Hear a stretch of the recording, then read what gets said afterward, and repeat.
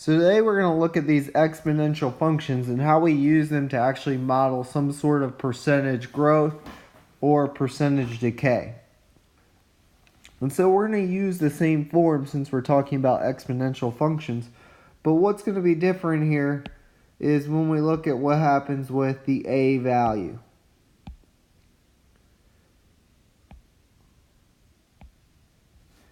If we're going to model growth, a needs to be a number greater than 1. So what we're going to do is we're going to take 1 and we're going to add the growth rate to it, or we change it in a decimal form. If we want to model decay, we're going to take a and it's going to be 1 minus the percentage rate of decay if we want to model decay. So let's think about why we're doing this and look at how we're going to do this. So let's say if you had $2,000 that grew by 7%. How would you find the value after the growth occurred? Or what amount would now be in that account? And so a lot of people say, well, you'd multiply by 0.07. And that's not exactly true, because if you did that, you would actually get a number smaller than 2,000. So what we want to do is think about, well, what number would we actually multiply by? And the answer is we would take our 2,000 and we would multiply by 1 plus 0.07.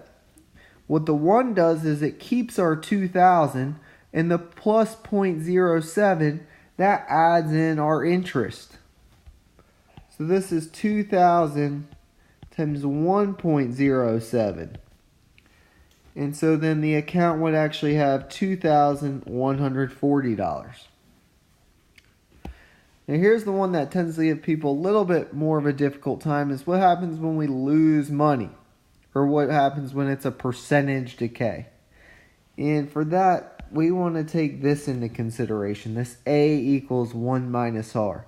So to do 7% decay, what we're actually going to do is 2,000 times 7% less, so 1 minus 0.07.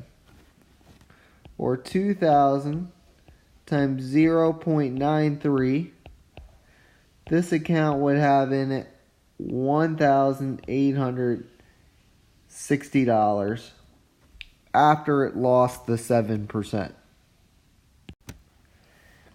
Okay, so we're going to use this percentage rate growth and decay, and we're going to actually create an exponential model.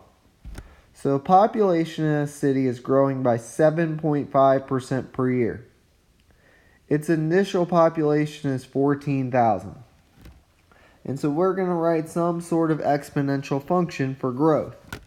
Remember, we want to write P equals P naught times A to the T.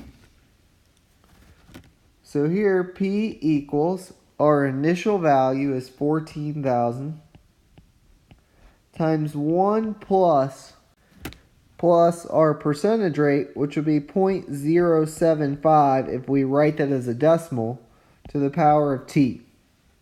And now we can simplify those parentheses. The function here would actually be p equals 14,000 times 1.075 to the t. Okay, so we've got a function, and now we can find the population for any number of years. If we wanted to find P of 5, we're going to plug in 5 into the function. So 5 is representing years. P of 5 is our population after 5 years. So this is 14,000 times 1.075 to the power of 5. And if we use our calculator, that will come out to 20,098.81. But since we're talking about a population, I would say round that to the nearest whole number. So I would say that's 20,099. To find P of 30, we're going to do the same thing, or the population after 30 years.